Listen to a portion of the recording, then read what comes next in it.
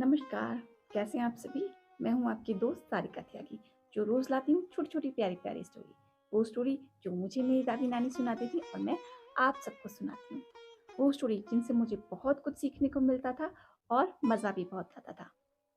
जैसे कि आप नमस्कार, कैसे हैं आप सभी? मैं हूँ आपकी दोस्त सारिका त्यागी, जो रोज़ लाती हूँ छोटी-छोटी प्यारी-प्यारी स्टोरी। वो स्टोरी जो मुझे मेरी दादी-नानी सुनाती थी और मैं आप सबको सुनाती हूँ। वो स्टोरी जिनसे मुझे बहुत कुछ सीखने को मिलता था और मज़ा भी बहुत आता था।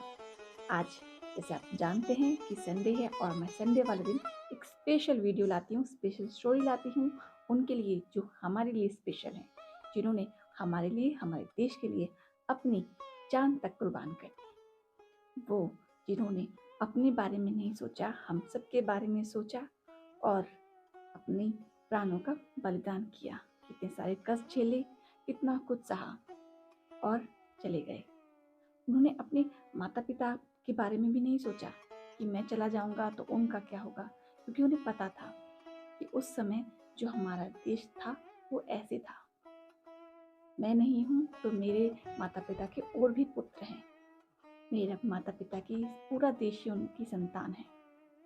उन्होंने पूरे देश के बारे में सोचा और वो देश के लिए लड़ने लगे। उन्होंने इतना कुछ किया और हम भूल गए हैं। बस मैं यही चाहती हूँ अपनी वीडियो के सहारे कि आगे की युवा पीढ़ी उनके बारे में जाने और समझे। आज हम उनकी बात करेंगे जिन्होंने बहुत कुछ किया, एक कम उम्र में ही देश के लिए कुर्बान हो गए।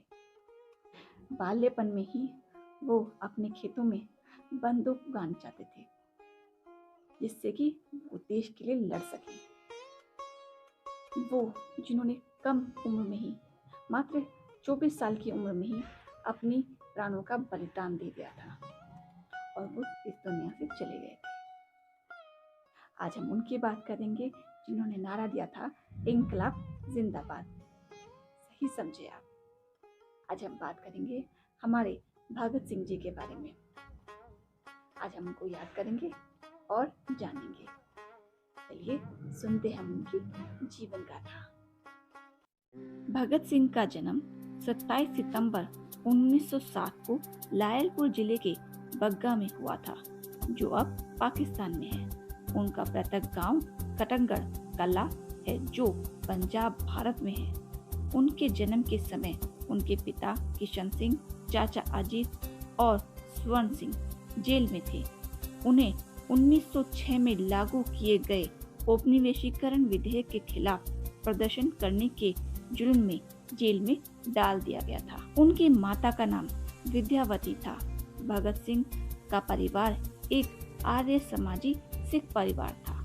भगत सिंह करतार सिंह सराभा और लाला लाजपत राय से अत्यधिक प्रभावित रहे। उनके एक चाचा सरदार अजीत सिंह ने भारतीय देशभक्त संघ की स्थापना की थी। उनके एक मित्र सैयद हैदर रजा ने उनका अच्छा समर्थन किया और चिनाब नहर कॉलोनी बिल के खिलाफ किसानों को आयोजित किया। अजीत सिंह के खिलाफ 22 मामले दर्ज हो चुके थे, जिसके कारण वो ईरान पलायन के लिए मजबूर हो गए। उनके परिवार गदर पार्टी के समर्थक थे और इसी कारण से बचपन से ही भगत सिंह के दिल में देशभक्ति की भावना उत्पन्न हो गई। भगत सिंह ने अपनी 5वीं तक की पढ़ाई गांव में ही की और उसके बाद उनके पिता किशन सिंह ने दयानंद एंग्लो वैदिक हाई स्कूल लाहौर में उनका दाखिला करवाया। बहुत ही छोटी उम्र में भगत सिंह महात्मा गांधी जी के असहयोग आंदोलन से जुड़ गए और बहुत ही बहादुरी से उन्होंने ब्रिटिश सेना को ललकारा। 1919 में हुए जलियांवाला बाग हत्याकांड से भगत सिंह बहुत दुखी हुए थे और महात्मा गांधी द्वारा चलाए गए असहयोग आंदोलन का उन्होंने खुलकर समर्थन किया था। भगत सिंह खुलेआम अंग्रेजों को ललकारा करते थे और गांधी जी के कहे अनुसार ब्रिटिश बुक्स को जला दिया करते थे। चोरी चोरा में हुए हिंसात्मक गतिविधि के चलते गांधी जी ने असहयोग आंदोलन को बंद कर दिया था, जिसके बाद भगत सिंह उनके फैसले से खुश नहीं थे और उन्होंने गांधी जी की अहिंसावादी बातों को छोड़ दूसरी पार्टी ज्वाइन कर ली। भगत सिंह लाहौर के नेशनल कॉलेज से बीए कर रहे थे। तब उनकी मुलाकात सुखदेव थापर, भगवती चरण और भी कुछ लोगों से हुई। आजादी की लड़ाई में उस समय जोरों पर थी। देश प्रेम में भगत सिंह ने अपनी कॉलेज की पढ़ाई छोड़ दी और आजादी की लड़ाई में कूद गए। इसी दौरान उनके घर वाले उनकी शादी का विचार कर रहे थे और भगत सिंह ने इस शादी से इनकार कर दिया और कहा, अगर आजादी से पहले मैं शादी करूं तो मेरी दुल्हन मौत होगी। भगत सिंह कॉलेज में बहुत से नाटक में भाग लिया करते थे। वे बहुत अच्छे एक्टर थे। उनके नाटक स्क्रिप्ट देशभक्ति से परिपूर्ण होती थी, जिसमें वे कॉलेज के नौजवानों की आजादी के लिए आगे आने को प्रोत्साहित करते थे। साथ ही अंग्रेजों को नीचा दिखाया करते थे। भगत सिंह बहुत मस्तमौला इंसान थे।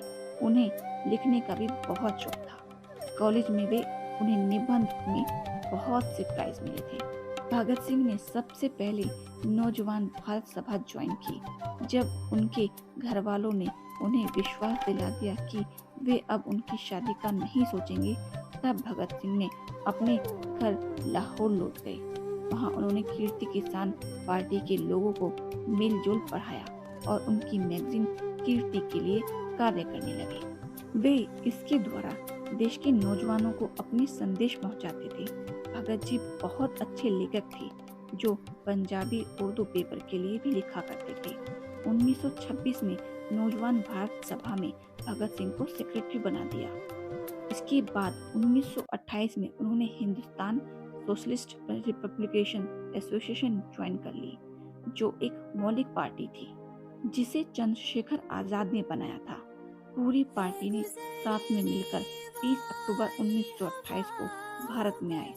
साइमन कमीशन को विरोध किया, जिसमें उनके साथ लाला लाजपत राय भी थे। साइमन वापस जाओ का नारा लगाते हुए वे लोग लाहौर रेलवे स्टेशन में ही खड़े रहे, जिसके बाद वहां लाठीचार्ज कर दिया गया, जिसमें लाला जी बुरी तरह से घायल हुए और उनकी मृत्यु हो गई। लाला जी की मृत्यु से आघात भगत सिंह व उनकी पार्टी ने अंग्रेजों से बदला लेने की ठानी और लाला जी की मौत के लिए जिम्मेदार ऑफिसर स्कॉट को मारने का प्लान बनाया, लेकिन भूल से उन्होंने असिस्टेंट पुलिस सैंडर्स को मार डाला। अपने आप को बचाने के लिए भगत सिंह तुरंत लाहौर से भाग निकले, लेकिन ब्रिटिश सरकार ने उनको ढूंढने के लिए चारों तरफ जाल बिछा दिया। भगत सिंह ने अपने आप को बचाने के लिए बाल व दाढ़ी कटवा ली, जो उनके सामाजिक धार्मिकता के खिलाफ है, लेकिन उस समय भगत सिंह को देश के आगे कुछ भी नहीं दिखाई देता था। चंद्रशेखर आजाद, भगत सिंह, राजदेव व सुखदेव ये सब मिल चुके थे और उन्होंने कुछ बड़ा धमाका करने की सोची। भगत सिंह कहते थे, अंग्रेज बहरे हो गए हैं, उन्हें ऊंचा सुनाई देता है, जिसके लिए बड़ा धमाका जरूरी है। इस बार उन्होंने फैसला किया कि वे लोग कमजोर की तरह भागेंगे नहीं, बल्कि अपने आप को पुलिस के हवाले करेंगे, जिससे देशवासियों को सही संदेश पहुंचे। दिसंबर 1929 को भगत सिंह ने अपनी साथी बटुकेश्वर दत्त के साथ मिलकर ब्रिटिश सरकार की असेंबली हॉल में बम ब्लास्ट किया, जो सिर्फ आवाज करने के लिए था, जिससे खाली स्थान में फेंका गया था। इसके साथ ही उन्होंने इंकलाब जिंदाबाद के नारे लगाए और पर्चे बांटे। इसके बाद दोनों ने अपने आप को गिरफ्तार भी कराया। भगत सिंह अपने आप को शहीद कहा करते थे, जिसके बाद उनके नाम के आगे ये जुड़ गया। भगत सिंह, शिवराम राजगुरु व सुखदेव पर मुकदमा चला, जिसके बाद उन्हें फांसी की सजा सुनाई। कोर्ट में भी तीनों इंकलाब जिंदाबाद का नारा लगाते रहे। भगत सिंह ने जेल में रहकर भी बहुत यातनाएं सही। उस समय भारतीय कैदियों के साथ अच्छा व्यवहार नहीं किया जाता था। उन्हें ना तो अच्छा खाना मिलता था, न कपड़े। कैदियों की स्थिति सुधार के लिए भगत सिंह ने जेल के अंदर ही आंदोलन शुरू कर दिया। उन्होंने अपनी मांग पूरी करवाने के लिए कई दिनों तक ना पानी पिया और न अन्न का एक दाना ग्रहण किया। अंग्रेज पुलिस उन्हें बहुत मारा करती थी, तरह तरह की यातनाएं दिया करती थी, जिससे भगत सिंह परेशान होकर हार जाएं, लेकिन उन्होंने अंत तक हार नहीं मानी। 1930 में भगत जी ने वाई एम एथिस्ट नाम की किताब लिखी।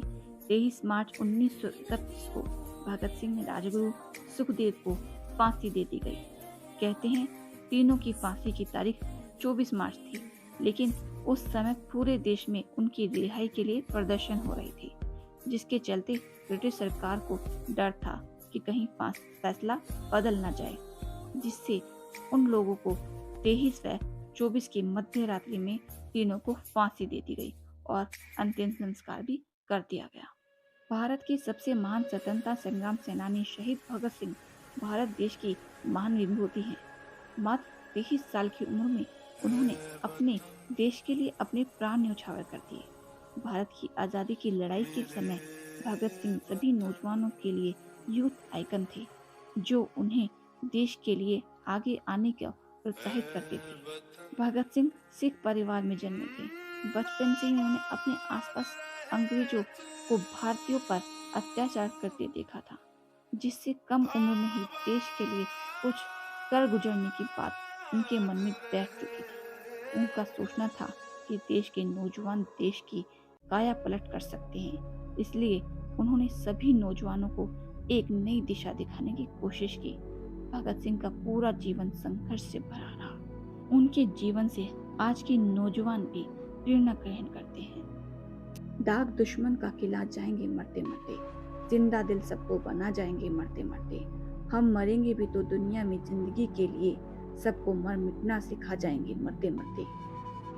सर भगत सिंह का जुदा हो गया तो क्या हुआ, कौम के दिल को मिला जाएंगे मरते मरते।